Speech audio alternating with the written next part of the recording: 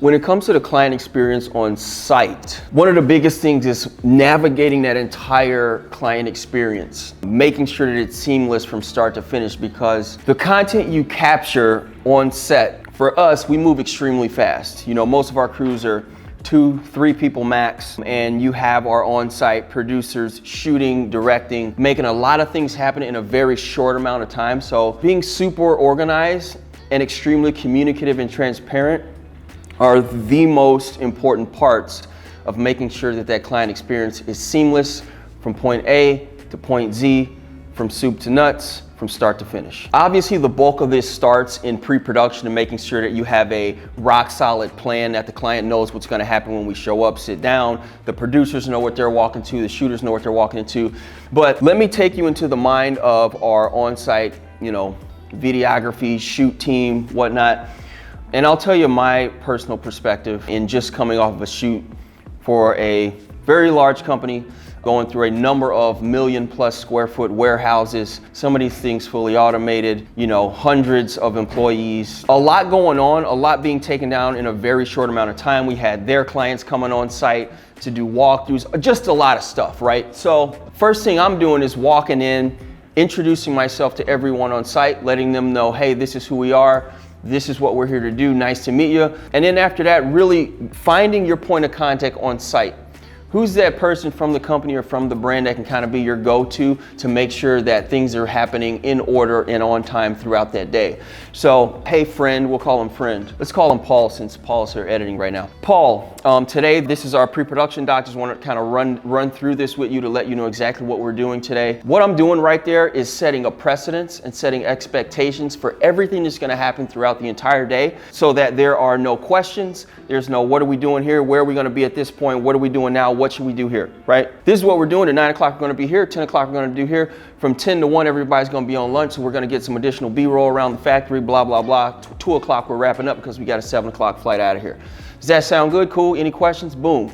So right there, our point of contact on site, Paul knows exactly what we're doing. Paul's able to help communicate that to the 10 people involved from the brand on site, from the corporation, that may not have ever been on camera, may not know what to expect, right? Even though I've explained it to everyone, he can help keep everyone on task throughout the day so that we're executing and able to deliver an amazing product at the end of the day. After that's happening, hey, let's do a walkthrough. In the example that I'm giving you right now, again, we're talking about a million+ square foot warehouse with a lot of stuff going on, a lot of people going here and there. You can't interrupt a workday in this case. You have to let things happen. Nobody's gonna stop supply chain and distribution for a couple of guys coming to shoot a case study testimonial video, right? You have to work around an operation for a Fortune 500 company to move things from coast to coast at a very rapid rate. And this is from sales to operations to the marketing team that you're working with to the logistics team picking this stuff out of trucks. You cannot interrupt that. So walking through this place allows us to get on the same page with whoever's in charge of this warehouse or the set, whatever the case is. It allows myself and my other, shooter, Paul, Peter, whoever, to walk through and see how we're gonna effectively shoot this place, how we're gonna take it down. Because at the end of the day, this is our first time showing up, right? This is our first time walking through a 1 million square foot warehouse with all these things. This is our first time meeting the person that runs this warehouse or the people that run this warehouse. Seeing where forklifts are crossing and seeing where we can't be, seeing where the walkways are, seeing where boxes are flying in over your head. With all that being said, we're doing a few things. A, we're taking safety precautions to make sure that we're not in the way, making sure that we are not interrupting warehouse operations.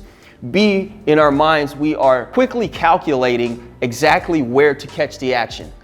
Right? Where should we put our cameras to capture the action in the best light possible? Where do we need to be at this time? Where does this start? Where does this end? Where does this box start and where does it end, so we can show the process of this thing going through and getting on the back of a truck? Also asking our escort who's walking us through this warehouse, what are the things that you want us to capture? What are the best things in here? What are the things that you don't want us to miss? But also, what don't you want us to shoot on camera? That's a lot. That's something else that a lot of people leave out. It's like, it's always great to talk about what you want to shoot, but sometimes, especially when you're dealing with OSHA, when you're on site in medical places like hospitals, meat packing plants, things like that. There's a lot of health and safety regulations, construction sites. You got to make sure that everything's in place and that you're showing this, that you're capturing things that should be shown and in its best light. You can't put content out there to where it's showing some shit looking real bad that's going to reflect bad on the company, because A, it's not going to get out there, because B, they're going to tell you, hey, this violates safety or health regulations. We can't put this in the video. So it's always important. One of the main things I do is always ask people, what don't you want to see?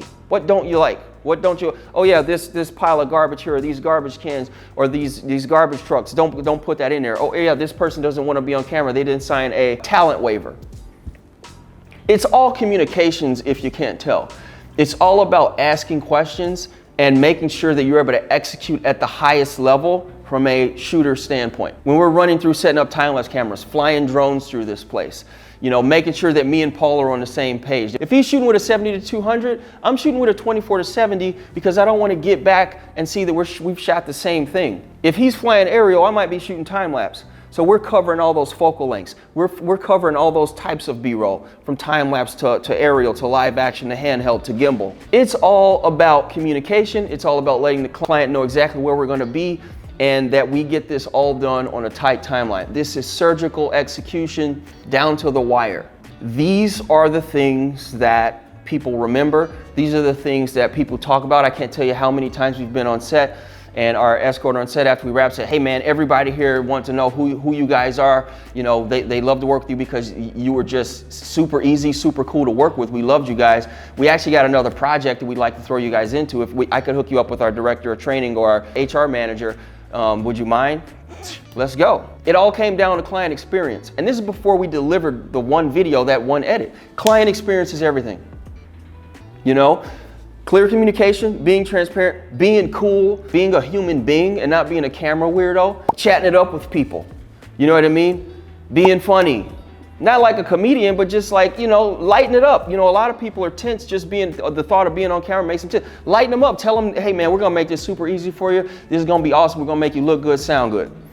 A lot of times they say, I'll Photoshop you, make me look skinny. I got you. You know what I'm saying? Chat it up with them. You got to be a real person. These are the things that keep clients, keep corporations, keep these brands hiring you and coming back time after time after time. This is how you win. This is how you keep your client retention high. This is how you make people fall in love with you. This is just the on-site. I'm not even talking about the delivery. I'm not even talking about the editing. I'm not even talking about pre-pro. I'm talking about the on-site. The experience your shooters, your videographers provide to the talent. We're on site to help to make you fall in love with us. We're on site to give you the absolute best experience possible. And then we pass that experience and that footage over to the editor and they take it to the next level. That's what we do here at INDIRAP. That is the on-site experience for us, for our clients. It's fun. It's not this complex thing. It's not this big difficult thing. We're not showing up with film trucks and all this big stupid shit. That's over with, that's dead. It doesn't work. Not for us at least. We're able to execute on the highest level possible without all that. Simplicity is key. I always say KISS, keep it simple and stupid. No one has ever bragged about how complex the experience was on site working with some videographer. No one cares. Keep it simple and stupid. It's worked for us for a long time. It's going to continue to work for us, and that's why clients work with us. And that's why clients will work with you.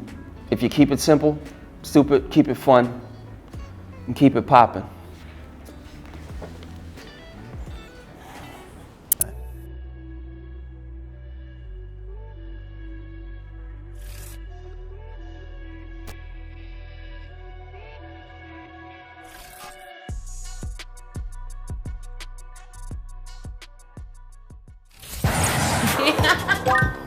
Like, subscribe, hit the notification bell.